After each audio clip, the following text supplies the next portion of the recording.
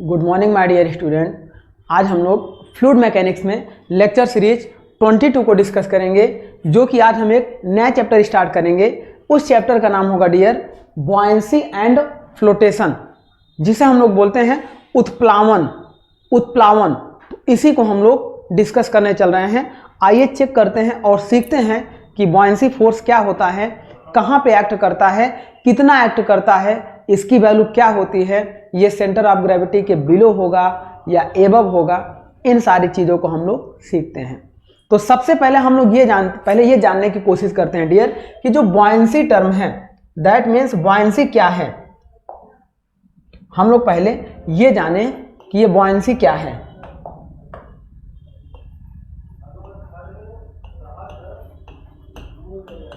Buoyancy है ना, इसे हम लोग बोलते हैं उत्प्लावन। अगर इसे बॉयंसी फोर्स बोलें डियर, बॉयंसी फोर्स, तो इसको हिंदी में हम लोग बोलते हैं उत्प्लावन बल। उत्प्लावन बल, ये समझते हैं पहले कि ये क्या होता है। सपोज करिए कि कोई एक लिक्विड है, इस तरीके से कोई एक लिक्विड है। इस लिक्विड में एक बॉडी को हमने इस तरीके से डुबो दिया। इस बॉडी को जब डुबो दिया तो इस बॉडी का कुछ वॉल्यूम था। जब लिक्विड को हम लोगों ने क्या किया कि बॉडी के अंदर डुबोना शुरू किया, तो बॉडी क्या करेगा, जितना डूबेगा उतने वॉल्यूम ऑफ वाटर को डिस्प्लेस्ड करेगा। जितना नीचे डूबता जाएगा उतने वॉल्यूम ऑफ वाटर को डिस्प्लेस करेगा।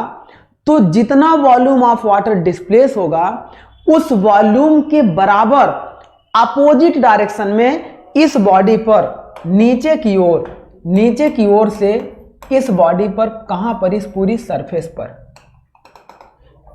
सरफेस पर एक थ्रस्ट फोर्स लगेगा, जो इस बॉडी को ऊपर भेजने की कोशिश करेगा।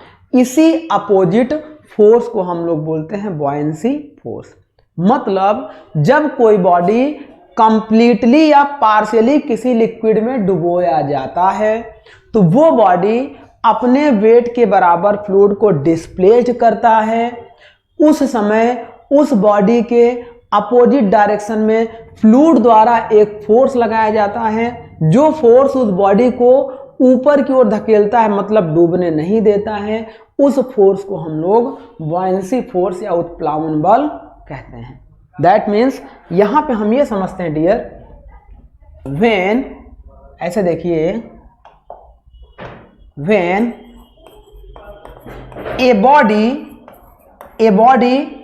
partially or completely, partially or fully submerged in a liquid.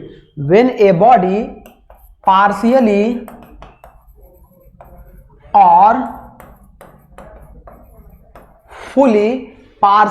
or fully submerged in a liquid, submerged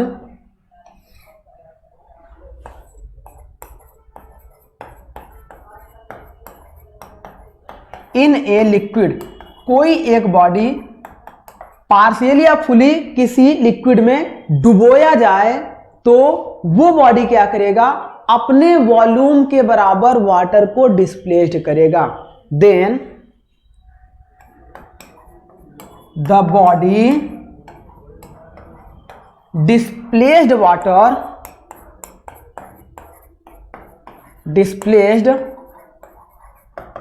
water equal to its submerge volume. जितना इसका वॉल्यूम डूबेगा, बॉडी का जितना वॉल्यूम डूबेगा उतना ही volume water हटाएगा।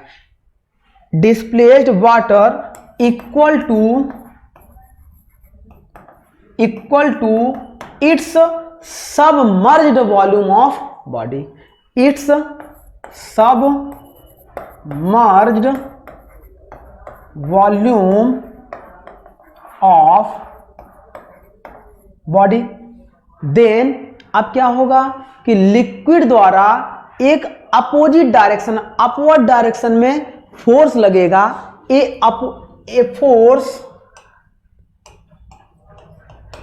Is exerted on the bottom surface of body bottom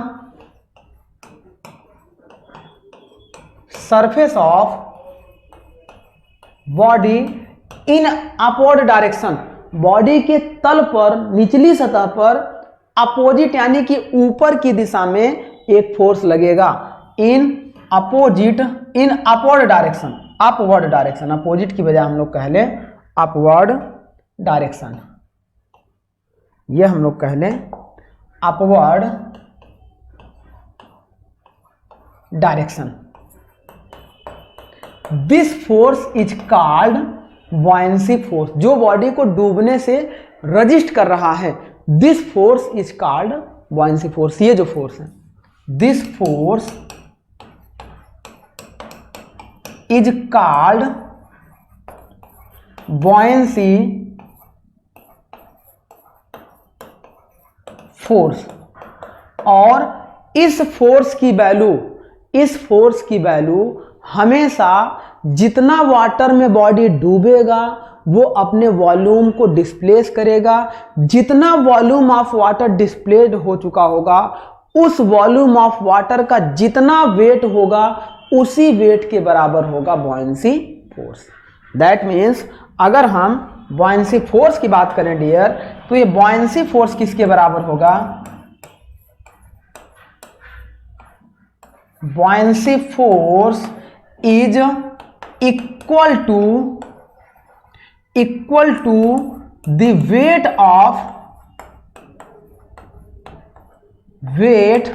of displaced water by the body, body के द्वारा जितना वाटर डिस्प्लेस किया जा चुका है, वेट ऑफ डिस्प्लेस्ड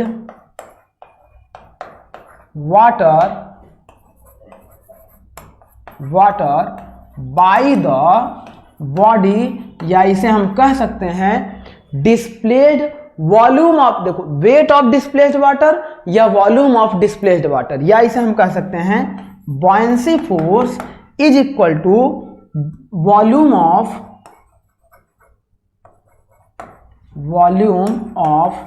डिस्प्लेस्ड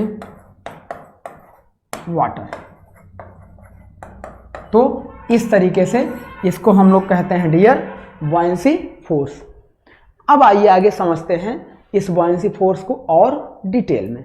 ये तो हमारी हो गई सिंपल सी डिफिनेशन कि जब कोई बॉडी हमारा पार्शियल या फुली किसी लिक्विड में डूबेगा तो उस बॉडी के द्वारा कुछ न कुछ लिक्विड हटाया जाएगा, जिस वजह से उस बॉडी पे एक अपोजिट डायरेक्शन में लिक्विड द्वारा अपवर्ड डायरेक्शन में फोर्स लगाया जाएगा। उस अपवर्ड डायरेक्शन की वजह से बॉडी नहीं डूबेगा या ना डूबने की कोशिश करेगा, या वो अपवर्ड फोर्स बॉडी को ऊपर फेंकने की कोशिश करेगा, उसी को हम लोग बोलते हैं बॉयंसी फोर्स। जितनी भी चीज़ें हमारी तैरती हैं वो सब बॉयंसी फोर्स की वजह से तैरती हैं। मतलब चाहे वो जैसे हम लोग तैरते हैं, अगर हम लोग अपने वेट के बराबर लिक्विड को डिस्प्लेस कर दें तो हम लोग नहीं, मतलब डूबेंगे नहीं। ऐसा इस तरीके से किसी का तैरना पानी में, नाव का चलना पानी में, स्टीमर का चलना, ये सारा हमारा पनडुब्बियों का पानी के अंदर चलना सब किस पे डिपेंड करता है? बॉयंसी फोर्स पर। तो चलिए अब बात करते हैं कि बॉयंसी फोर्स के बाद कुछ अंदर की बात, सेंटर ऑफ बॉयंसी क्या होता है। चलिए नेक्स्ट हम लोग डिस्कस करते हैं एक term centre of buoyancy.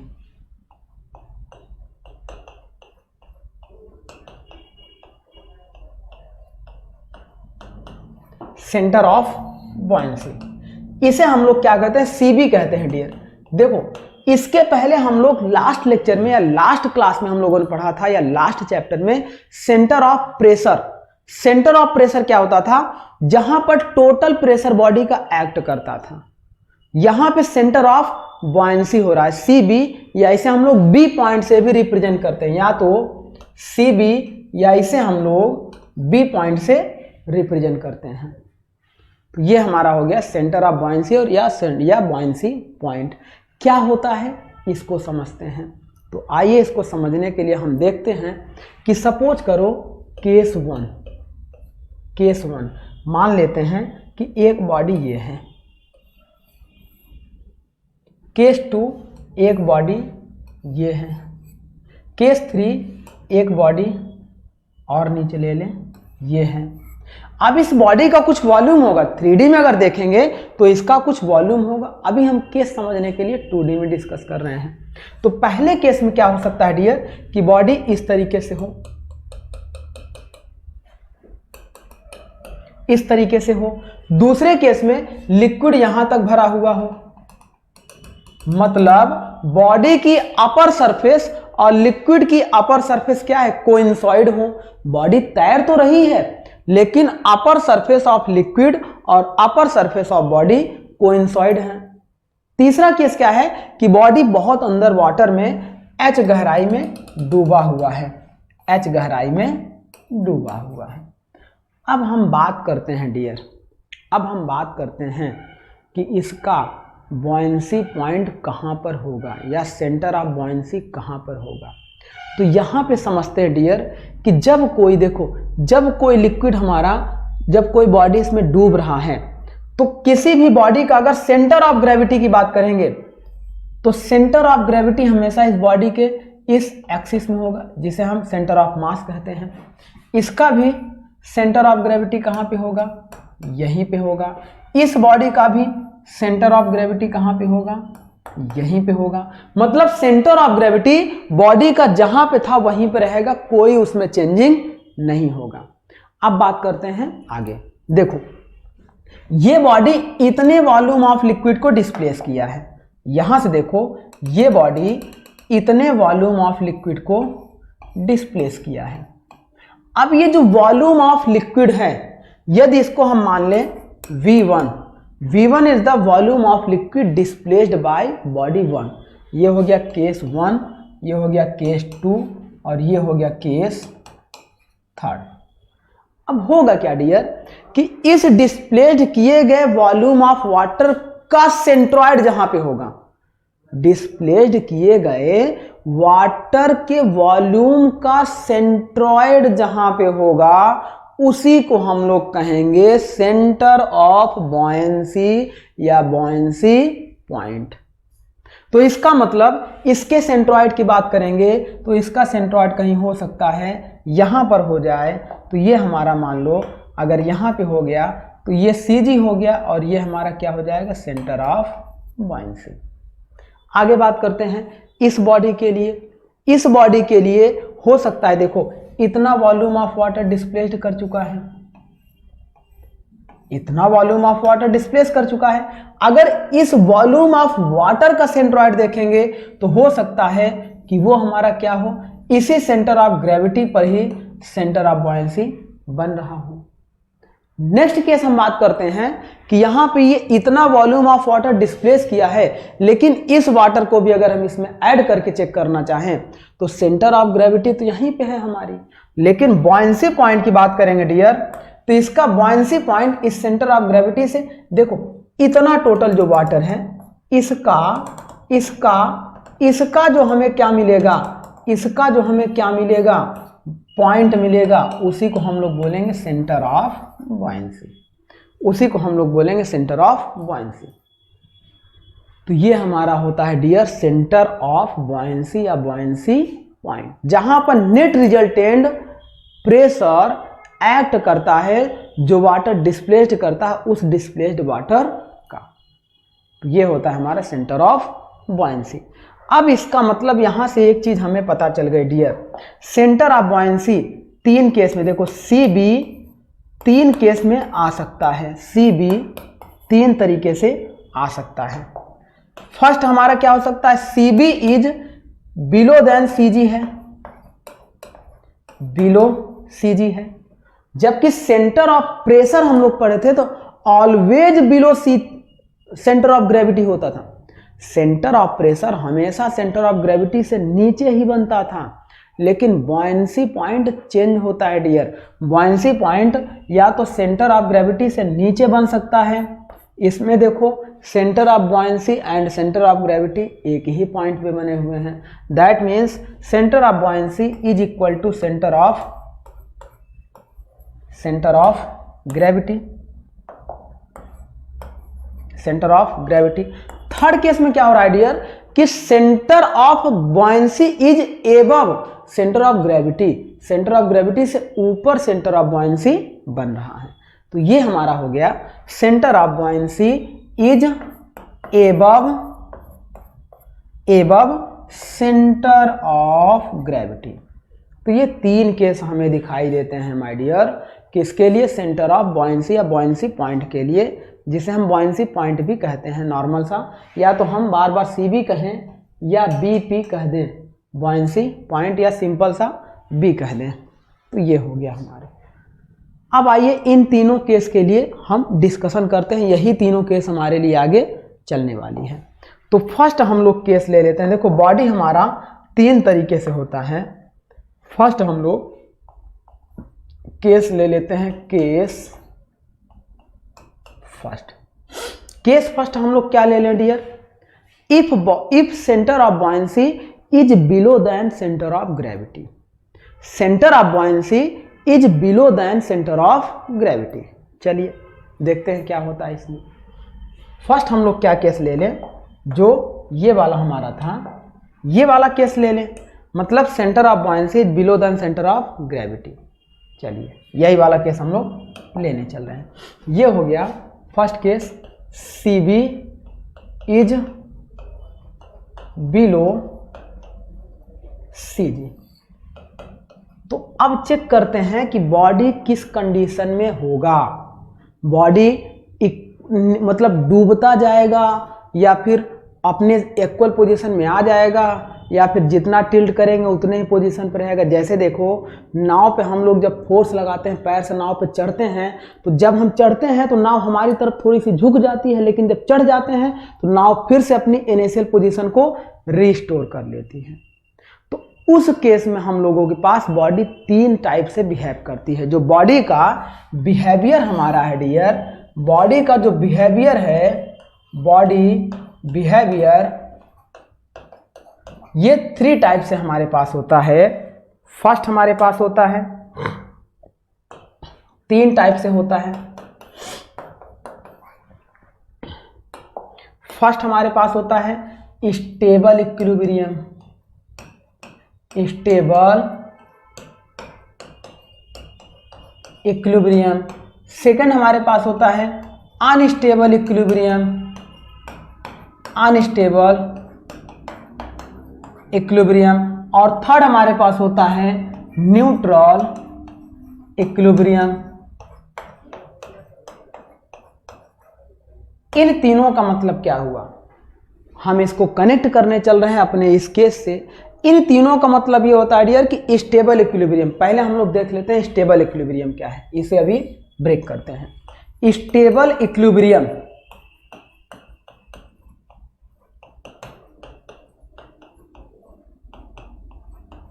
Equilibrium, इसका मतलब ये है डियर कि मान लो कि ये कोई लिक्विड है, ये कोई बॉडी है। अब इस बॉडी को देखो, हमने क्या किया कि इस पर एक डिस्टर्बिंग मोमेंट लगाया, तो ये बॉडी क्या हो जाएगी, अपनी पोजीशन को इस तरीके से चेंज कर ली। फिर हमने इस डिस्टर्बिंग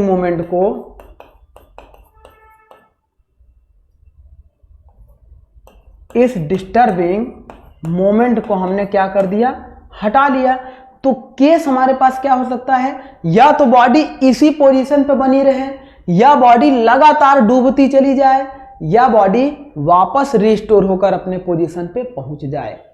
तो जब ऐसा हो कि हम डिस्टर्बिंग मोमेंट लगाएं, बॉडी अपनी पोजीशन को चेंज कर दे, चेंज करने के बाद जैसे ही हम डिस्टर्बिंग मोमेंट को हटा दें तो बॉडी क्या हो जाए, रिस्टोर कर ले अपने इनिशियल पोजीशन को। जैसे नाव में हमने पैर रखा, बॉडी तिरछी हो गई, फिर हम अंदर चले गए या पैर हटा लिए, मूवमेंट हटा लिए, तो वो बॉडी क्या हो गई, अपनी पुरानी पोजीशन पे आ गई, नाव सीधी हो गई।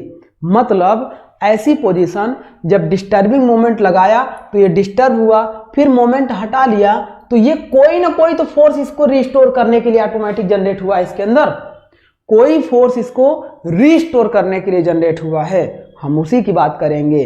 तो ये बॉडी इनिशियल पोजीशन पे आ जाएगी, मतलब रिस्टोर इट्स इनिशियल पोजीशन।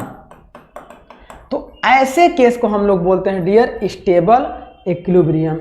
इसको समझते हैं एक बाल से। इस तरीके से एक सरफेस ले लिया, अब कोई मान लो ये बाल हो गई, इस बाल को अगर हम यहाँ पे ले आए और छोड़ देंगे तो ये बॉल आकर यहाँ पे रुक जाएगी, फिर इस बॉल को यहाँ पे ले आए फिर छोड़ देंगे तो भी यहाँ पे रुक जाएगी। तो कितना भी डिस्टर्ब करें ये बॉल इस पॉइंट पे ही आके रुकेगी, अपने इनिशियल पोजीशन पे ही आकर रुकेगी। ऐसे कंडीशन को कहते हैं स्टेबल इक्विलिब्रियम। अब बात करते हैं नेक्स्ट, अनस्टेबल इक्विलिब्रियम क्या होता है। नेक्स्ट समझ लेते हैं unstable equilibrium. Unstable equilibrium. Unstable equilibrium में क्या होगा डियर, देखो पहले तो स्टेबल इक्विलिब्रियम क्या हो रहा था, जब डिस्टर्बिंग मोमेंट लगाया तो एक रीस्टोरिंग मोमेंट इसमें जनरेट हुआ। अगर रीस्टोरिंग मोमेंट, देखो डिस्टर्बिंग मोमेंट की वैल्यू कम हो, is less than restoring moment, तो रीस्टोरिंग मोमेंट इसे क्या करेगा, वापस भेजता चला जाएगा। तो disturbing moment is less than restoring moment, restoring moment, तभी ये रीस्टोरिंग मोमेंट इसे लगातार वापस भेजता रहेगा। इसी कंडीशन को कहते हैं स्टेबल इक्विलिब्रियम कंडीशन। नेक्स्ट बात करते हैं, अब मान लो अनस्टेबल इक्विलिब्रियम क्या है। देखो बॉडी अपनी क्या थी, इस तरीके से एक लिक्विड था, ये बॉडी थी। अब इस पे हमने क्या किया, एक इस तरीके से डिस्टर्बिंग मोमेंट लगाया और ये बॉडी क्या हो गई डियर, ये अपनी पोजीशन को इस तरीके से चेंज कर ली, इस तरीके से टिल्ट हो गई, इतना नहीं हो गया, ये ऐसे होगी, इस तरीके से हो गई। अब होगा क्या डियर, यहां पे एक रीस्टोरिंग मोमेंट लगेगा तो, लेकिन जैसे ही हमने इस मोमेंट को लगाया इस वजह से बॉडी थोड़ी सी तिरछी हुई और ये तिरछी होकर डूबना शुरू करेगी और डूब जाएगी। ये रीस्टोर नहीं कर पाएगा। क्यों नहीं कर पाएगा, क्योंकि डिस्टर्बिंग मोमेंट जो लग रहा है, disturbing moment is greater then restoring moment हो जा रहा है। रिस्टोरिंग की वैल्यू कम है तो उसे रिस्टोर कर ही नहीं पाएगा। डिस्टर्बिंग मोमेंट ज़्यादा हमने लगा दिया, नाव को एक लिमिट से ज़्यादा तिरछा कर दो, अब ये डूबती चली जाएगी। तो ये हमारा हो गया disturbing moment is greater then restoring moment.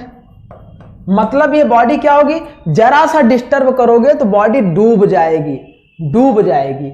इसी को हम लोग बोलते हैं अनस्टेबल इक्विलिब्रियम कंडीशन। इसका मतलब अगर हम एक सरफेस के अकॉर्डिंग देखें, कोई ऐसी सरफेस हो, इस पे मान लो कि कोई बॉडी साइलेंटली इस तरीके से रखा था। अब जैसे ही इस डायरेक्शन में हमने डिस्टर्बिंग मोमेंट दिया तो ये बॉडी लुढ़कना शुरू करेगा और लुढ़क कर नीचे चला जाएगा। इस डायरेक्शन में देंगे तो इधर लुढ़कना शुरू करेगा और लुढ़क कर चला जाएगा। तो ऐसे केस को हम लोग बोलते हैं अनस्टेबल इक्विलिब्रियम कंडीशन। नेक्स्ट बात करते हैं, एक और कंडीशन हमारे पास है डियर, तीसरी हम लोग यहीं डिस्कस कर लेते हैं। ये हमारे पास है न्यूट्रल इक्विलिब्रियम।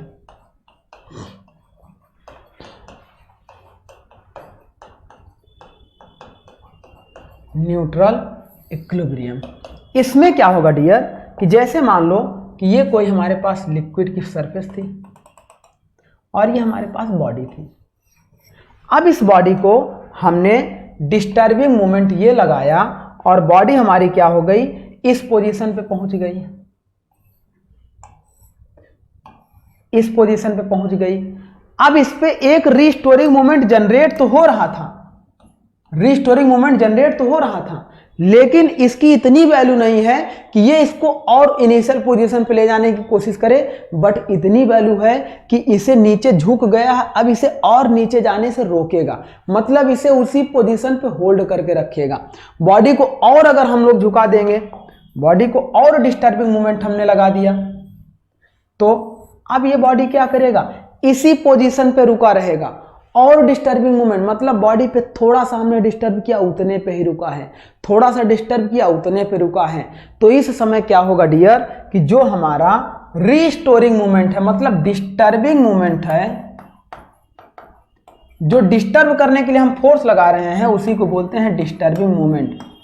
जो डिस्टर्बिंग मूवमेंट है वो इक्वल टू होगा रीस्टोरिंग मूवमेंट के।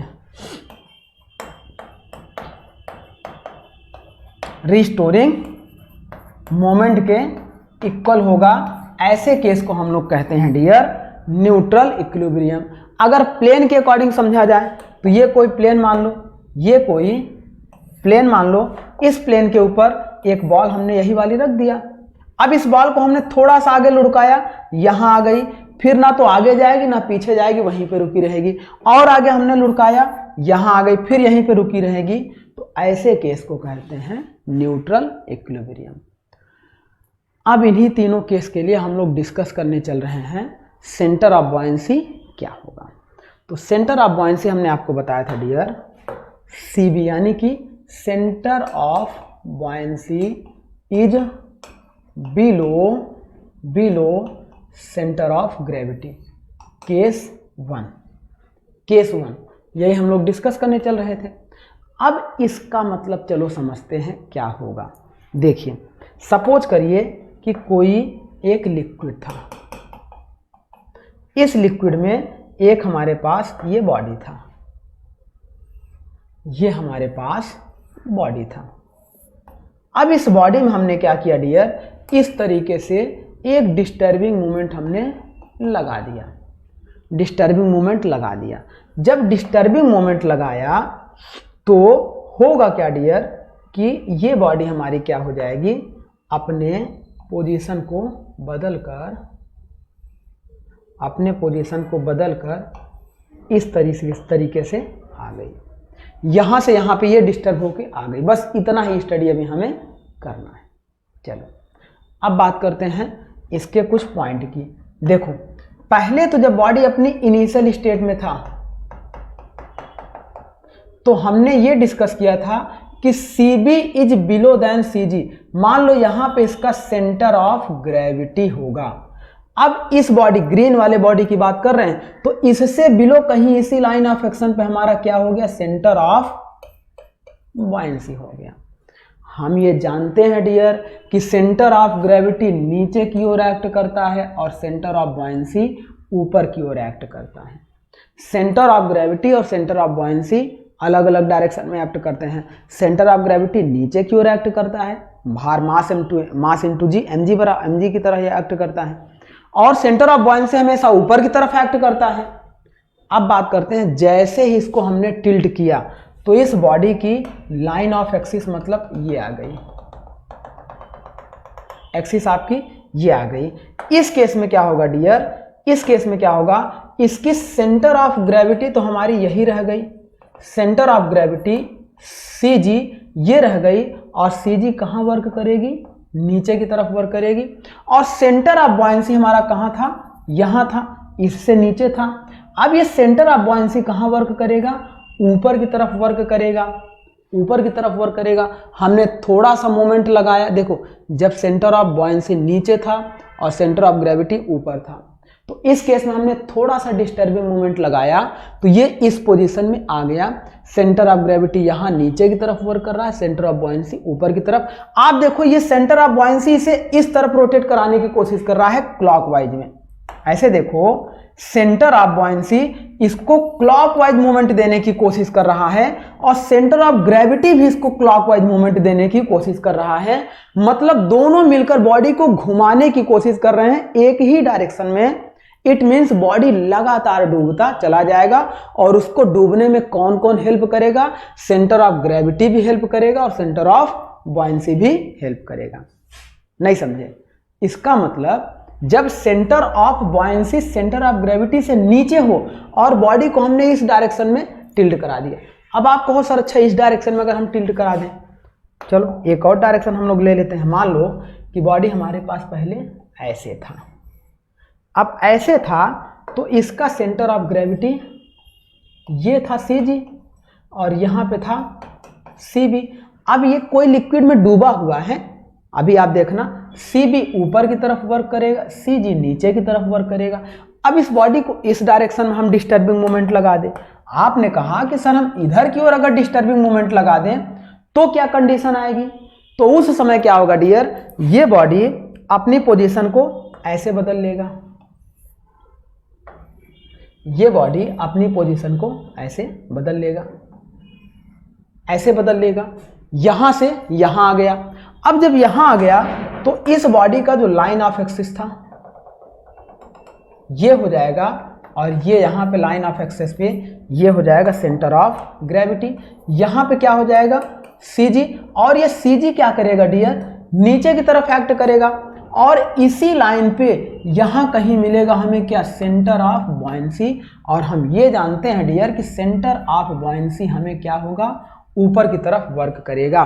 देखो इधर की तरफ हमने घुमाया तो उस समय क्या हुआ कि ये जो सेंटर ऑफ बॉयंसी है ये इस सेंटर से इधर है, इसेंट्रिक है, तो ये इसको क्लॉकवाइज घुमाने, सॉरी एंटी क्लॉकवाइज घुमाने की कोशिश करेगा। हम डिस्टर्बिंग मोमेंट एंटी क्लॉकवाइज दिए, और बॉयंसी भी देखो इसकी लाइन से राइट साइड इसेंट्रिक है, तो मतलब एंटी क्लॉकवाइज घुमाने की कोशिश करेगा। और ग्रेविटी फोर्स मतलब सेंटर ऑफ ग्रेविटी भी देखो इसे एंटी क्लॉकवाइज घुमाने की कोशिश करेंगे। दोनों मिलकर क्या बनाएंगे, एक कपल बनाएंगे। यहां पर भी दोनों मिलकर क्या बनाएंगे, एक कपल बनाएंगे, और दोनों कपल क्या करेंगे, हेल्प करेंगे बॉडी को डिप करने में। दोनों कपल मिलकर हेल्प करेंगे बॉडी को डिप करने में, मतलब बॉडी को हमने जरा सा भी डिस्टर्बिंग मोमेंट दिया, जब centre of gravity, sorry centre of buoyancy centre of gravity से बिलो हो, तो ये हमारा क्या हो जाएगा, if CG is below than centre of, sorry CB is below, ये CB होगा centre of buoyancy, centre of buoyancy is below than CG, then it is called, कौन सी कंडीशन होगी डियर, जरा सा डिस्टर्बिंग मूवमेंट लगाया तो वो डूबता चला जाएगा, रिस्टोरिंग मूवमेंट कम है, तो ये हमारा क्या हो जाएगा, unstable equilibrium. It is called unstable equilibrium. तो ये आपका मोस्ट इंपॉर्टेंट पॉइंट आपका आ गया कि जब क्वेश्चन यहां से पूछा जाता है, जब सेंटर ऑफ बॉयंसी बिलो होगा CG से, तो क्या कंडीशन होगी, अनस्टेबल इक्विलिब्रियम होगी। जरा सा भी राइट या लेफ्ट में हमारा बॉडी डिस्टर्ब किया तो वो डूबता चला जाएगा, दोनों को डूबने में हेल्प करेगा सेंटर ऑफ बॉयंसी और सेंटर ऑफ ग्रेविटी। ये हो गया हमारा। अब बात करते हैं केस सेकेंड। चलिए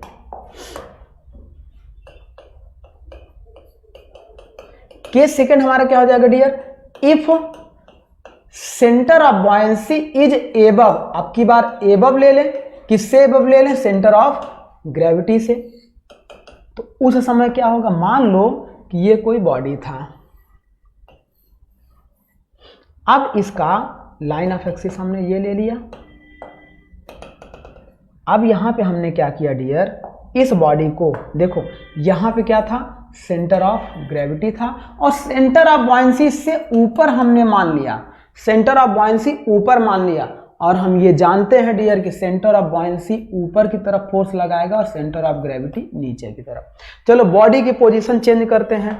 इसको हमने क्या किया, डिस्टर्बिंग मोमेंट दिया, बॉडी हमारा क्या हो गया, अपनी पोजीशन को इस तरीके से चेंज कर लिया, अपनी पोजीशन को इस तरीके से चेंज कर लिया। अब की बार इसको हमने अलग जगह बना दिया। तो अब यहाँ पे क्या होगा डियर, देखो इस पॉइंट पे हमारा क्या था, सेंटर ऑफ ग्रेविटी किस डायरेक्शन में लग रहा था, नीचे की ओर लग रहा था।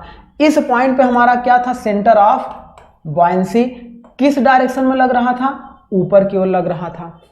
अब देखो हमने क्या किया डियर, इसको क्लॉकवाइज मोमेंट दिया था, लेकिन क्लॉकवाइज मोमेंट हमने जैसे ही दिया तो देखो सेंटर ऑफ बॉयंसी जो है, बॉयंसी फोर्स इसको क्या है, ऊपर की ओर दोबारा रीस्टोर करने की कोशिश कर रहा है। ये इस डायरेक्शन में एक मोमेंट लगा रहा है, और देखो सेंटर ऑफ ग्रेविटी भी इस डायरेक्शन में इसको ऊपर की ओर रीस्टोर करने की कोशिश कर रहा है। दोनों मिलकर एक कपल बनाएंगे, दोनों मिलकर क्या बनाएंगे, एक कपल बनाएंगे और कपल बनाकर बॉडी को क्या करेंगे, रीस्टोर कर देंगे।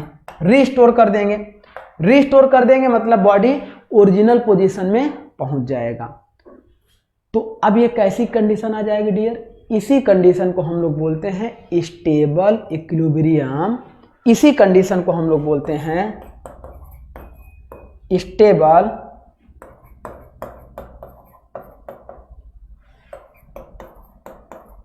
इक्विलिब्रियम। और स्टेबल इक्विलिब्रियम में हमारा क्या कंडीशन आ गया डियर, इसके लिए हमारा आ गया, ये तभी होगा इन स्टेबल इक्विलिब्रियम। ऐसे देखिए, इन क्वेश्चन यहीं से आता है, very very important point, direct question यहां से आता है। In stable equilibrium centre of buoyancy is above than centre of gravity. Centre of buoyancy हमेशा ऑलवेज एबव होगा सेंटर ऑफ ग्रेविटी से, तो बॉडी कभी भी नहीं डूबेगा। तो यही केस में क्या होगा dear, restoring movement is greater than, ये जो मोमेंट यहां से लगा रहा है ये रीस्टोरिंग मूवमेंट है, और ये जो मोमेंट हम इसे डिस्टर्ब कर रहे हैं इसे बोलते हैं डिस्टर्बिंग मूवमेंट। ये बॉडी आप चाहे तो इस डायरेक्शन में भी फोर्स लगा के चेक कर सकते हो, इसकी तरह, जैसे हम लोग यहाँ पे दोनों शेप में लगा के चेक किए थे। तो ये हमारा हो गया restoring moment is greater then disturbing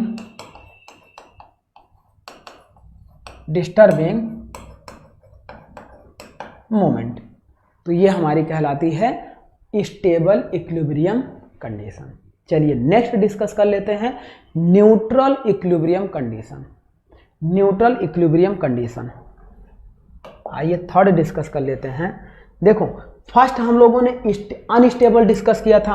unstable में क्या था, हमने बताया था कि ये कोई बॉडी था, इसको हमने इस तरीके से तिरछा कर दिया था या इस तरीके से तिरछा कर दिया था। दोनों केस में हम देखे थे।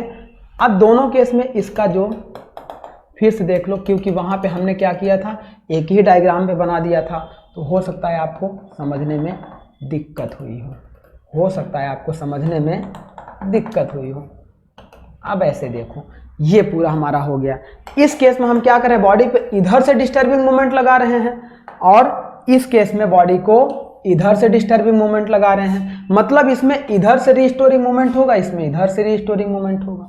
जब ऐसा केस बना हुआ था डियर, तो यहाँ पे हमने केस क्या लिया था, CG बिलो, नहीं sorry, CB below CG, that means ये हो गया था सेंटर ऑफ ग्रेविटी, और यहाँ कहीं बन रहा था centre of buoyancy. Centre of buoyancy ऊपर की तरफ लगेगा और सेंटर ऑफ ग्रेविटी नीचे की तरफ।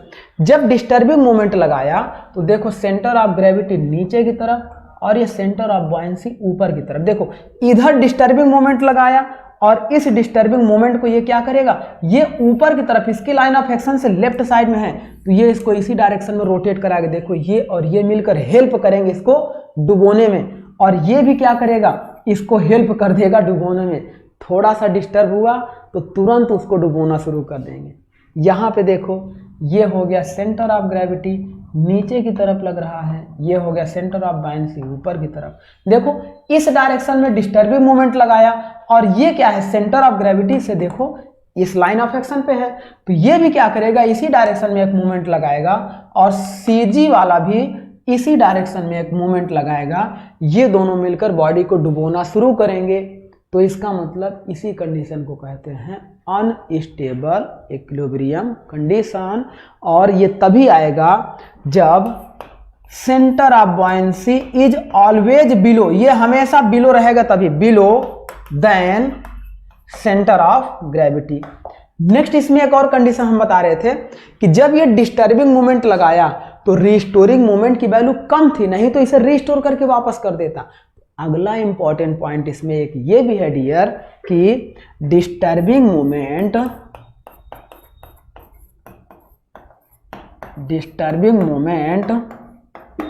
Is greater then restoring moment. Disturbing moment is greater then restoring moment. तो ये दो पॉइंट हमारे थे किसके लिए, अनस्टेबल इक्विलिब्रियम के लिए, ये जो हमने केस फर्स्ट डिस्कस किया था, अनस्टेबल इक्विलिब्रियम के लिए बॉडी को डिस्टर्ब किया तो बॉडी हमारी डूबती चली जाएगी। चलिए लास्ट वन केस हम लोग डिस्कस कर लेते हैं, न्यूट्रल इक्विलिब्रियम। कुछ नहीं है, अगर ये दोनों समझ में आ गया तो न्यूट्रल इक्विलिब्रियम बहुत आसान है। नेक्स्ट आइए हम लोग डिस्कस कर लेते हैं neutral equilibrium. Case third, neutral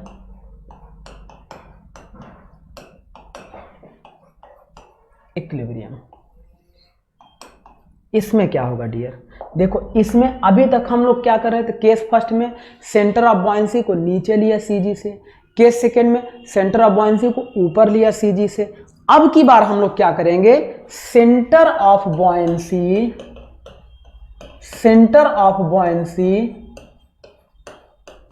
and centre of gravity, या इसी को सेंटर ऑफ मास बोलते हैं या सेंट्रॉइड बोलते हैं, सेंटर ऑफ ग्रेविटी आर कोइंसॉइड मतलब एक ही पॉइंट पर होंगे, सेंटर ऑफ ग्रेविटी और सेंटर ऑफ बॉयंसी एक ही पॉइंट पर होंगे। ये केस हम लोग डिस्कस करने चल रहे हैं। मतलब ये होगा डियर, देखो सपोज करो कि ये एक बॉडी हो गई, ये एक, अब इस बॉडी को हमने क्या किया, ये डिस्टर्ब कर दिया क्लॉकवाइज डिस्टर्बिंग मोमेंट लगाकर, और ये डिस्टर्ब कर दिया एंटी क्लॉकवाइज डिस्टर्बिंग मोमेंट लगाकर। चलो इस बॉडी का लाइन ऑफ एक्शन ये था और ये सेंट्रॉइड हो गया, ये बॉडी का लाइन ऑफ एक्शन और ये सेंट्रॉइड, ये बॉडी का लाइन ऑफ एक्शन और ये सेंट्रॉइड हो गया। ये हो गया 3 केस। अब इन केस में क्या करेंगे डियर, हमने कंडीशन क्या लिया था कि centre of buoyancy and centre of gravity lies in same point, मतलब इसी पॉइंट पे क्या होगा, सीजी होगा जो नीचे की तरफ लगेगा, इसी पॉइंट पे क्या होगा, सेंटर ऑफ बॉयंसी होगा जो ऊपर की तरफ लगेगा। अब सीजी और सीबी एक दूसरे को न्यूट्रल करने की कोशिश करेंगे। यदि यहाँ पे बॉडी रुका हुआ है तो इसका मतलब सीजी बराबर है सीबी के। जब बॉडी घूम टहल रहा है तब की स्टडी हम लोग नहीं कर रहे हैं, बॉडी जब रुकेगा फिर उसे हम डिस्टर्बिंग मूवमेंट देंगे तब की स्टडी कर रहे हैं। मतलब ऑलरेडी बॉडी किसी न किसी स्टैटिक इक्विलिब्रियम कंडीशन में है, उसे हम डिस्टर्बिंग मूवमेंट लगाकर चेक करेंगे कि सीजी बिलो होगा तो क्या होगा, सीजी एबव होगा तो क्या होगा, सीजी सीपी पर होगा, सीबी पर होगा तो क्या होगा। अब आइए बात करते हैं कि जब ये बॉडी स्टैटिक इक्विलिब्रियम में था तो अब इस समय क्या है, सीबी यानी centre of buoyancy is equal to centre of gravity के होगा। चलिए केस फर्स्ट हमने इसको क्या किया, इधर से डिस्टर्बिंग मूवमेंट अप्लाई किया, बॉडी इस पोजीशन तक आ गया, इस पोजीशन तक आ गया तो यहाँ पे ये सेंटर ऑफ ग्रेविटी क्या है, नीचे की ओर लग रहा है, और यहीं पे ये सेंटर ऑफ ग्रेविटी हो गया, ये सेंटर ऑफ बॉयंसी ऊपर की ओर। अभी भी ये एक दूसरे को क्या कर रहे हैं, न्यूट्रलाइज कर रहे हैं।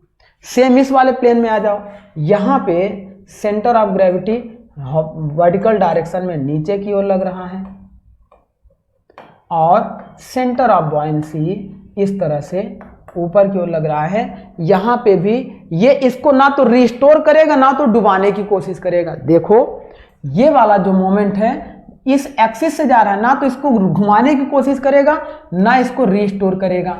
मतलब ये जो रिस्टोरिंग मोमेंट है इसको भी जनरेट नहीं करेगा, जनरेट करेगा बट इक्वल करेगा। इस डिस्टर्बिंग मोमेंट से ज्यादा रिस्टोरिंग मोमेंट जनरेट नहीं करेगा। तो ये केस हमारा क्या होगा डियर, बॉडी जब centre of buoyancy and centre of gravity एक ही पॉइंट पर हों, एक ही पॉइंट पर हों तो उस समय बॉडी को हम जितना डिस्टर्बिंग मोमेंट देंगे बॉडी उसी पोजीशन पर आकर रुक जाएगा। फिर और अगर डिस्टर्बिंग मूवमेंट देंगे तो बॉडी फिर वहीं रुक जाएगा। बॉडी को हम चाहेंगे तो इस पॉइंट के अबाउट पूरा 360 डिग्री डिस्टर्बिंग मूवमेंट देते रहेंगे, बॉडी खिसक खिसक कर उसी पोजीशन को एडॉप्ट करता रहेगा, मतलब जरा सा भी वो रीस्टोर नहीं होगा। इसी पोजीशन को न्यूट्रल पोजीशन कहते हैं और ऐसी इक्विलिब्रियम स्टेट को न्यूट्रल इक्विलिब्रियम कहते हैं। तो इसका मतलब ये हमारा क्या होता है, it is called neutral equilibrium. और इसमें क्या हुआ था कि जितना डिस्टर्बिंग मूवमेंट लगा रहे थे सेम उसी के बराबर अपोजिट डायरेक्शन में रीस्टोरिंग मूवमेंट जनरेट हो रहा था। मतलब इस केस में क्या होगा dear, disturbing movement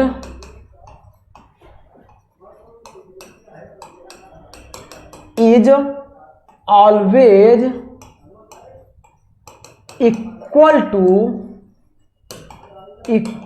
to the restoring movement. जितना मूवमेंट हमारा रीस्टोर हो रहा है equal to the restoring movement, ये हमारा होता है न्यूट्रल इक्विलिब्रियम कंडीशन के लिए। अब बात करते हैं ये कब होता है, जब CG and centre of buoyancy क्या होते हैं, एक ही पॉइंट पर होते हैं, एट सेम पॉइंट। तो ये 3 केस था डियर हमारा सेंटर ऑफ बॉयंसी का, जब सेंटर ऑफ ग्रेविटी से ऊपर जाएंगे, जब नीचे जाएंगे, या सेंटर ऑफ ग्रेविटी और बॉयंसी क्या होगा, कोइंसाइड करेगा। इन तीनों को लेकर हम लोगों ने डिस्कस किया, जो भी कॉन्सेप्ट हमारा निकल सकता था उसको हम लोगों ने अच्छे से निकाला और इससे क्वेश्चंस बनते हैं, फिक्स हैं। इस चैप्टर से क्वेश्चंस यहीं से आते हैं, एक यहाँ से आते हैं, एक मेटा सेंटर से आता है और Meta centric height. Meta centre point निकालने के लिए आता है और मेटा सेंट्रिक हाइट निकालने के लिए आता है। तो अभी हम लोग उसको आगे डिस्कस करेंगे। पहले हम लोग चलिए ये यहाँ तक अगर आप लोग समझ गए होंगे तो अब हम लोग क्या करते हैं, आगे की बात करते हैं। ये जितनी चीज़ें हम लोग पढ़ रहे हैं डियर, जितनी चीज़ें हम लोग पढ़ रहे हैं, इस प्रिंसिपल को कहते हैं आर्किमिडीज प्रिंसिपल। इस जो बॉयंसी यानी उत्प्लावन बल को दिया था उस किन्होंने दिया था, एक साइंटिस्ट थे Archimedes.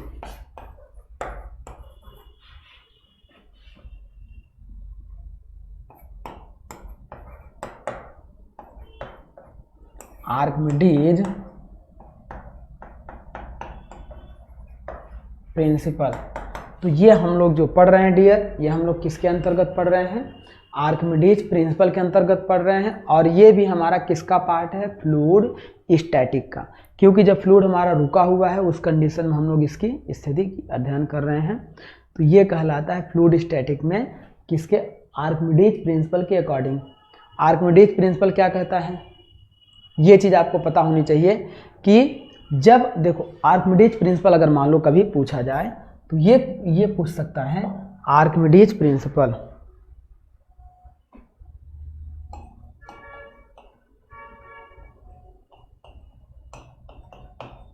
Archimedes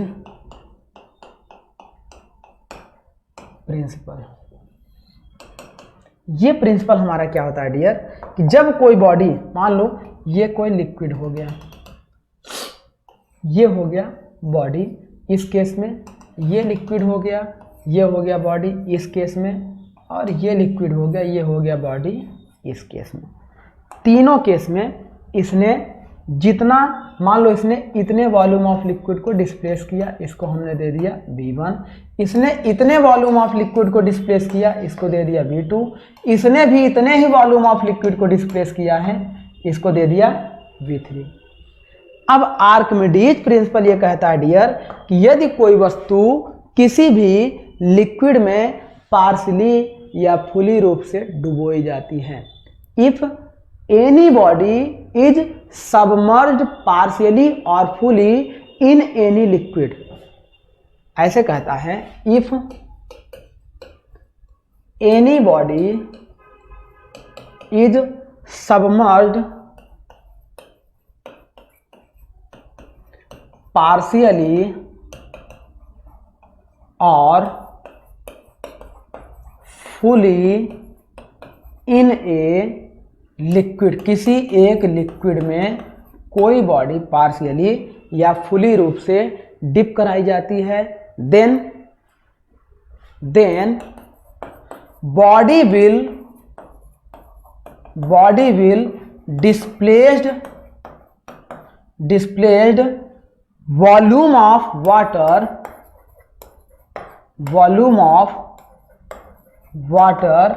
its own weight, water equal to, ऐसे देख, water equal to its own weight, अपने खुद के वेट के बराबर बॉडी क्या करता है, वॉल्यूम ऑफ वाटर को डिस्प्लेस करता है। इसी को हम लोग कहते हैं आर्किमिडीज प्रिंसिपल। अब यहाँ पे तीन चीजें हमने देखी थी डायग्राम से, 1, 2 एंड 3। इसका मतलब ये हुआ डियर, अगर बात 1 की करें, यहाँ देखो केस 1 की बात करें तो 1 केस में क्या है डियर, मान लो लिक्विड, इस बॉडी का मास मान लेते हैं वेट W है, इस बॉडी का वेट W2 है, इसका है W3, इसका W1 हो गया। अब हमने देखा कि ये बॉडी डूबना शुरू किया और वॉल्यूम को हटाना शुरू किया, हटाते हटाते जैसे ही इतना वॉल्यूम ऑफ वाटर को हटाया तो वो जो इतना वॉल्यूम ऑफ वाटर हटा, उस वॉल्यूम ऑफ वाटर का जो वेट था इस टोटल बॉडी के वेट के बराबर अगर हो गया तो अब ये बॉडी डूबना रुक जाएगा और ये इसी कंडीशन पे तैरना शुरू करेगा। तो पहली कंडीशन कब होगी बॉडी की तैरने की, कि जब इतना वॉल्यूम ऑफ वाटर, मतलब ये हमारा क्या हो जाएगा, volume of water, volume of displaced water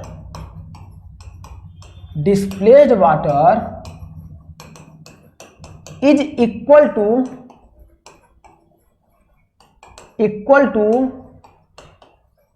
weight of body के।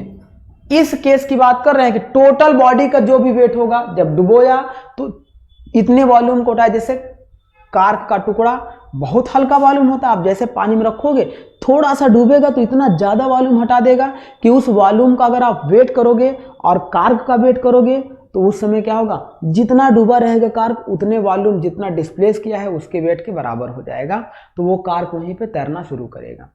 कोई थोड़ी सी हैवी वस्तु आप डुबो, जितना डूबेगी उस वस्तु का जितना वजन होगा वो डूबी हुई सरफेस के बराबर के वॉल्यूम के पानी का अगर आप वेट करोगे तो उस टोटल वस्तु के वेट के बराबर होगा, तभी वस्तु हमारी क्या करती है, तैरती है।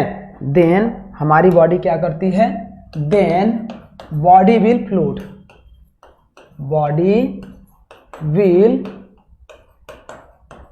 फ्लोट। अब फ्लोट का मतलब ये मत समझ लेना कि ये हमने weight of liquid volume of, ऐसा कंडीशन जब दिखाई दे रहा हो तो कि बॉडी आधा भी नहीं डूबा है और जितने वॉल्यूम को हटा चुका है उसका टोटल वेट इस बॉडी के टोटल वेट के बराबर हो चुका है, तभी ये बॉडी तैरेगी।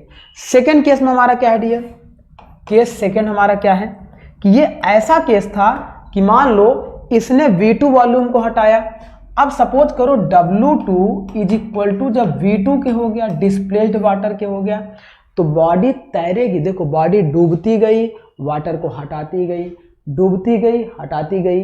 अब जब अपने वॉल्यूम वेट के बराबर वाटर को हटाएगी तो वो ऐसे केस में हटाई है कि इस केस में ये जो टोटल वॉल्यूम ऑफ बॉडी है, टोटल वॉल्यूम ऑफ बॉडी है उतना ही वाटर डिस्प्लेस की है और उस वाटर का वॉल्यूम टोटल इस बॉडी के वेट के बराबर होगा। तो ऐसे केस में बॉडी तैरेगी। इन दिस केस, देखो in this case body will float, body तो तैरेगी लेकिन but upper surface of body is coincide with upper surface of liquid. लेकिन ऐसे केस में बॉडी इस अपर सरफेस से नीचे नहीं तैरेगी। ये क्या होगा कि ये बॉडी ऊपर बिल्कुल इसी सरफेस को कोइंसाइड करेगी, but upper surface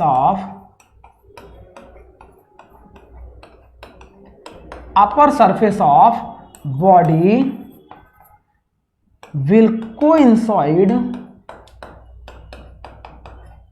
with free surface of liquid, free surface of liquid. Body float तो करेगी लेकिन ये कंडीशन बनाएगी। नेक्स्ट केस है हमारा जो केस 3 था डियर, केस 3 हमारा क्या था? केस 3 में क्या था डियर कि बॉडी का वेट इतना ज्यादा था कि बॉडी अपने वॉल्यूम के बराबर पानी हटा तो दी, लेकिन जितना वॉल्यूम वाटर को डिस्प्लेस की थी उस वॉल्यूम ऑफ वाटर का वेट आप करोगे फिर भी इस बॉडी के वेट से क्या है, कम रहेगा। मतलब W3 is greater then V3 है। जितना वॉल्यूम ऑफ वाटर डिस्प्लेस किया उससे ज्यादा बॉडी का वेट है। अब ये बॉडी अपने वॉल्यूम के बराबर तो वाटर हटा चुकी है, अब कोई चीज हटाने के लिए नहीं है और बॉडी हैवी है तो वो लगातार डूबती चली जाएगी। तो ये क्या होगा, बॉडी विल कॉन्टिन्यू मतलब लगातार, डिप्ड इन वाटर या लिक्विड। तो जब बॉडी का वेट डिस्प्लेस्ड किए गए वॉल्यूम ऑफ वाटर के वेट से ज़्यादा हो जाएगा तो बॉडी लगातार डूबेगी। जब बॉडी का टोटल वेट डिस्प्लेस्ड किए गए वाटर के टोटल वॉल्यूम के बराबर हो जाए तो बॉडी तैरेगी, लेकिन upper surface of body and free surface of liquid coincide करेंगे। यहां से भी क्वेश्चन पूछता है। इस केस में क्या था कि wait of liquid is less than volume of displaced water. ये बॉडी जितना वॉल्यूम को डिस्प्लेस कर चुकी थी उसका वॉल्यूम का वेट इतना ज़्यादा है कि इस बॉडी के वेट से बहुत ज़्यादा बढ़ गया। तो बॉडी को क्या करेगा, बाइंड करके ऊपर की ओर रखेगा और वो बॉडी वहीं पे तैरेगी। These are the called Archimedes principal.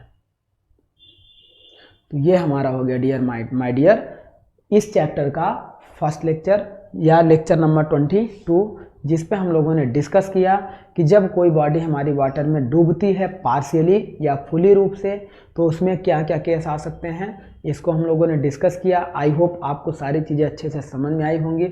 Next lecture में हम लोग क्या करेंगे डियर, इसी के आगे हम लोग अपने लेक्चर को स्टार्ट करेंगे। हम ये देखेंगे कि मेटा सेंटर क्या होता है, मेटा सेंटर पॉइंट क्या होता है, मेटासेंट्रिक हाइट कैसे निकालते हैं, स्टेबल इक्विलिब्रियम में क्या होगा, Meta centre point centre of gravity से एबव होगा या बिलो होगा, अनस्टेबल कंडीशन में क्या होगा, मेटासेंट्रिक हाइट सीजी से एबव होगा या बिलो होगा या सीजी पर होगा, और न्यूट्रल कंडीशन में क्या होगा। तो इन सारी चीज़ों की स्टडी हम लोग क्या करेंगे डियर, नेक्स्ट लेक्चर में डिस्कस करेंगे। तो आज का लेक्चर हम लोग यहीं पे स्टॉप कर रहे हैं। Thank you my dear.